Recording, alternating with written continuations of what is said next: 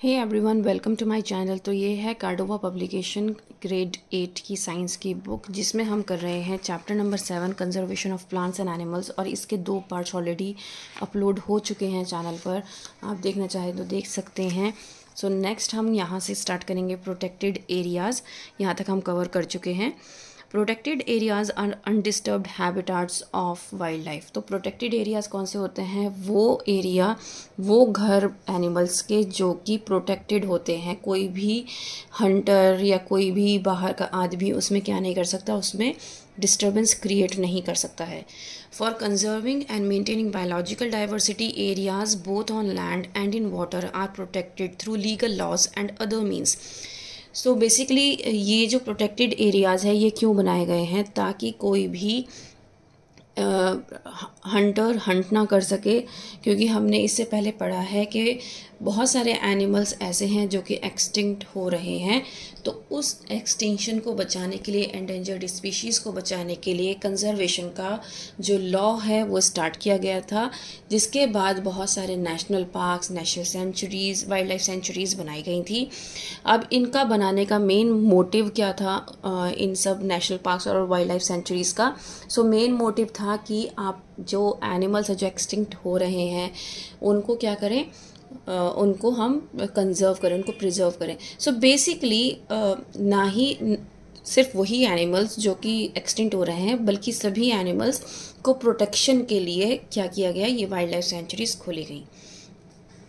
So national park is large area protected and maintained by the government to preserve wildlife, where other activities like grazing and cultivation of crops are not allowed. So national parks में क्या किया जाता है? Preserve किए जाते हैं wild lives को।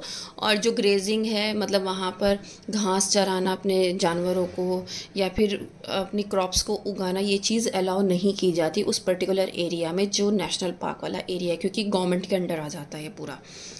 सिर्फ टूरिज़्म परमिटेड होता है, क्योंकि आपने देखा होगा कॉर्बेट नेशनल पार्क में लोग घूमने के लिए जाते हैं, है ना, जिम कॉर्बेट में।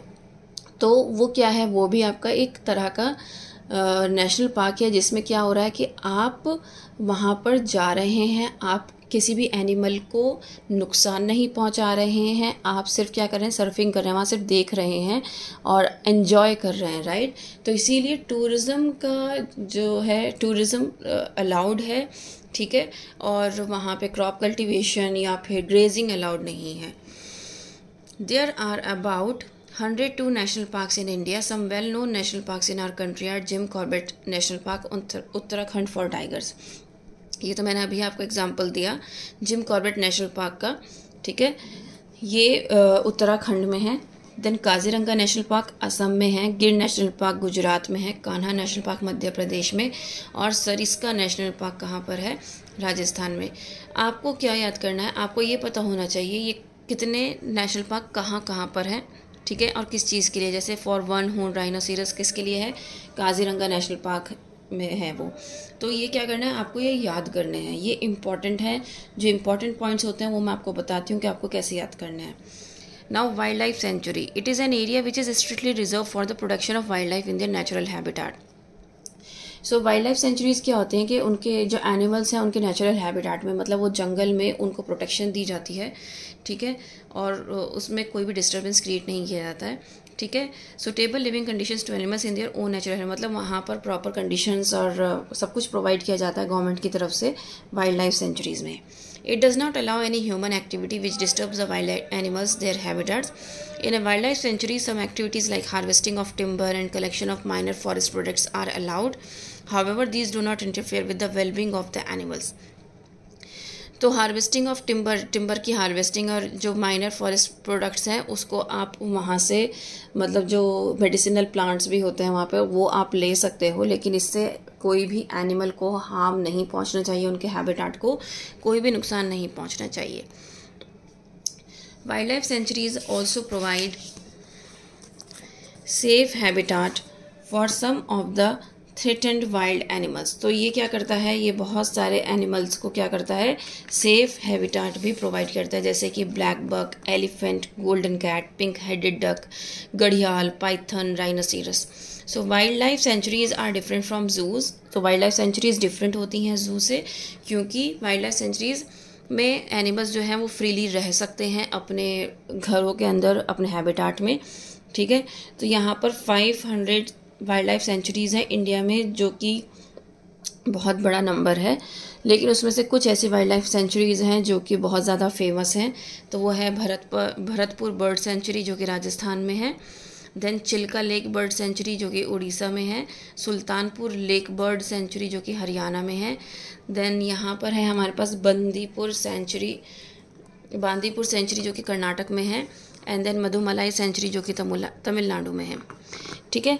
Now let's talk about the biosphere reserves. ये आपको याद करने हैं, मैंने आपको बताया था ये इंपॉर्टेंट है। जैसे यहाँ पे वाइल्ड लाइफ सेंचुरीज और पीछे नेशनल पार्क्स थे, ये आपको याद करने हैं किसके लिए ये फेमस है और कहाँ पर है और कौन सी सेंचुरी है। Then multi-purpose protected area which is developed to conserve biodiversity and also to educate, train and create awareness about environmental aspects and eco-friendly living is called the biosphere reserve. So biosphere reserve क्या है? एक multipurpose protected area है। कैसा multipurpose है? मतलब biodiversity को भी conserve करना है। बायोडाइवर्सिटी क्या है? आपका इकोसिस्टम बैलेंस्ड रहे, वाइल्ड लाइफ को, एनिमल्स और प्लांट्स को कंजर्व करके रखना है। ऑल्सो पीपल को एजुकेट करना है, ट्रेन करना है, अवेयरनेस फैलानी है बेसिकली। तो ये क्या है? ये क्या कहलाता है? बायोस्फीयर रिजर्व कहलाता है। तो इस तरीके से क्या है, 18 बायोस्फीयर रिजर्व है। अब ये जो एजुकेट कर रहे हैं ये किसको कर रहे हैं?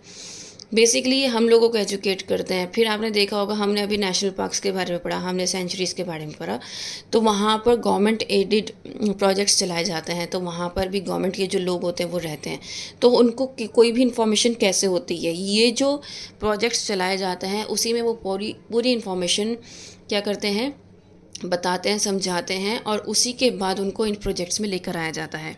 सो Nilgiri biosphere reserve, Nanda Devi biosphere reserve, Sundarban biosphere reserve, gulf of Mannar biosphere reserve. तो ये क्या है? कुछ बायोस्फीयर रिजर्व्स हैं जो कि इम्पॉर्टेंट हैं, ठीक है। बायोस्फीयर रिजर्व में प्रोटेक्टेड एरियाज़ में आ जाते हैं, ठीक है। जैसे कि यहाँ पर एक दे रखा है Pachmarhi biosphere reserve consist of 1 national park Satpura, और एक इसमें वाइल्ड लाइफ सेंचुरी भी है, बोरीएंज पंचमढ़ी। तो बेसिकली ये क्या है, इसमें आपके नेशनल पार्क्स और वाइल्ड लाइफ सेंचुरीज भी आ जाती हैं। तो बायोस्फीयर रिजर्व में क्या हो रहा है, वहाँ पर आपको एजुकेट भी किया जा रहा है, बायोडाइवर्सिटी को कंजर्व करने के मेथड्स भी सिखाए जा रहे हैं और उनको कंजर्व भी किया जा रहा है। तो बेसिकली आप क्या कर रहे हो, आप गवर्नमेंट की हेल्प भी तो कर रहे हो। हम वाइल्ड लाइफ सेंचुरीज़ में भी यही करते हैं, हम नेशनल पार्क्स में भी यही करते हैं। तो इसीलिए इसके अंडर एक नेशनल पार्क और 2 वाइल्ड लाइफ सेंचुरीज़ भी आ रही हैं किसी एक बायोस्फीयर रिजर्व में, ठीक है। अब माइग्रेशन की बात करते हैं। माइग्रेशन क्या होता है? किसी एक जगह से दूसरी जगह मूव करना माइग्रेशन कहलाता है। So seasonal movement of birds and other animals in large numbers from one place to another is overcome unfavorable conditions and return back to the original habitat when conditions become favorable is called migration. So basically ये best example इसमें crane का होता है। जो मुझे पता है Siberian cranes होती हैं जो कि साइबेरिया में रहती हैं, और वहाँ पर जब बहुत ज़्यादा ठंड हो जाती है तो वो क्या करती हैं, माइग्रेट करती हैं एक जगह से दूसरी जगह पर, ठीक है। तो ये क्या है, माइग्रेशन है। क्योंकि ठंड हो रही है साइबेरिया में, तो वो कौन सी जगह पे मूव करेंगी, वो वार्मर प्लेस पे मूव करती हैं, और उस टाइम पे वो इंडिया में आती हैं। आई थिंक जो वार्मर प्लेस है वो राजस्थान जयपुर साइड है, तो वहाँ पर वो आती हैं। और फिर उसके बाद जब नॉर्मल कंडीशंस हो जाती है, साइबेरिया में सर्दी ख़त्म हो जाती है, तो वापस से वो अपने कंडीशंस में चली जाती हैं, वापस से वो साइबेरिया में चली जाती हैं। जो ये सीजनल माइग्रेशन होता है ये मरीन एनिमल्स में भी होता है। बहुत सारे जो एक्वेटिक एनिमल्स हैं उनका भी ये सीजनल माइग्रेशन रहता है, ठीक है। तो ये हर तरीके के एनिमल्स का होता है, मैमल्स का भी होता है और हर्बीवोर्स एनिमल्स का भी होता है। तो ये इसमें बहुत सारे बहुत सारे स्पीशीज़ आपकी आती हैं। रीज़न ऑफ माइग्रेशन का रीज़न क्या है? एक तो हमने बता दिया कि भाई सर्दी से गर्मी की तरफ आए, वहाँ सर्दी थी, उनको सर्दी बर्दाश्त नहीं हो रही थी, तो इस वजह से वो क्या किया उन्होंने, वो गर्मी की तरफ आ गए, राइट। तो that means harsh and unfavourable climate condition, अपने वहाँ पे अनफेवरेबल था उनके लिए क्लाइमेटिक कंडीशन। फिर खाना पानी के लिए उनको इधर से उधर मूव करना पड़ता है कई बार, ठीक है। कई बार रिप्रोडक्शन के टाइम पे भी उनको मूव करना पड़ता है, ठीक है। Now migration birds. So arctic tern एक क्या है, सी बर्ड है जो कि अपने माइग्रेशन के लिए बहुत फेमस है। तो वो क्या करती है, आर्कटिक रीजन से वो मूव करती है, उड़ना स्टार्ट करती है, ठीक है, नॉर्थ पोल से, और वो साउथ पोल आ जाती है आर्कटिक रीजन में, एंटार्क्टिक रीजन में, ठीक है। और फिर से मूव करती है वापस से जब उसकी कंडीशंस फेवरेबल हो जाती हैं। तो ये जो 19,000 किलोमीटर की जो जर्नी है हर बार, तो ये क्या करती है, ये मूव करती है, मतलब 2 समर सीजन वो क्या करती है, ऐसे निकालती है, ठीक है। साइबेरियन क्रेन का मैंने आपको एग्जांपल दिया ही था, ठीक है, कि साइबेरियन क्रेन जब साइबेरिया में ठंड हो रही होती है तो वो क्या करती है, वहाँ से मूव करती है और इंडिया में आ जाती है। तो यहाँ पर भी गिवन होगा, यस, भरतपुर इन राजस्थान में आ जाती है वो वार्मर प्लेस पर, और जब साइबेरिया में विंटर्स ख़त्म हो जाती है तो वो फिर से वापस वहीं चली जाती है। अब हम इसका कॉन्सेप्ट मैप देख लेते हैं जो कि बहुत इंपॉर्टेंट है। कॉन्सेप्ट मैप क्यों इंपॉर्टेंट होता है, क्योंकि ये फ्लो चार्ट की फॉर्म में होता है जो कि हमें हमेशा हेल्प करता है याद करने में, राइट। तो सबसे पहले हमने इस चैप्टर में क्या पढ़ा, हमने बायोडाइवर्सिटी के बारे में पढ़ा, फिर इसके हमने कॉजेज़ और लॉस पढ़े, ठीक है, डिफॉरेस्टेशन, इलीगल हंटिंग, ये सब हमने पढ़े ना कॉजेज़ और लॉस में। उसके बाद हमने बायोडाइवर्सिटी को कैसे कंजर्व किया जाता है, हमने ये तीनों स्टेप्स पढ़े। फिर उसके बाद हमने पढ़ा प्रोटेक्टेड एरियाज़, कौन कौन से प्रोटेक्टेड एरियाज़ होते हैं, ये हमने अभी अभी पढ़ा है, राइट। इसके बाद हमने इसमें ये भी पढ़ा कि इसमें जो स्पीशीज़ होती हैं वो कितने तरीके की होती है, एंडेमिक होती हैं, है ना, एंडेमिक स्पीशीज़ ये कितने तरीके की होती हैं। फिर हमने रेड लिस्ट के बारे में पढ़ा, रेड लिस्ट की जो कैटेगरीज थी उनके बारे में हमने डिटेल में पढ़ा, है ना। हमने फ्लोरा फोना के बारे में भी पढ़ा, हमने माइग्रेशन के बारे में पढ़ा कि माइग्रेशन क्यों किया जाता है ना, माइग्रेशन वाला हमने अभी पार्ट कवर किया ना कि माइग्रेशन क्यों किया जाता है, रीजंस क्या हैं उसके पीछे। तो इस तरीके से हमने ये सारा चैप्टर पूरा एक कॉन्सेप्ट मैप में समझ लिया, ठीक है। इसी तरीके से आप कॉन्सेप्ट मैप अपने हर टॉपिक के लिए बना सकते हो, बहुत इजी होता है और हमें याद करना भी बहुत इजी हो जाता है। मैं कोशिश करूंगी कि आपके लिए कुछ कॉन्सेप्ट्स मैप लेकर आऊं ताकि आपको एक आइडिया जनरेट हो जाए और आप अपने लिए खुद से कॉन्सेप्ट्स मैप बनाएं और उसको याद करने में आपके लिए बहुत ज़्यादा हेल्पफुल रहेगा।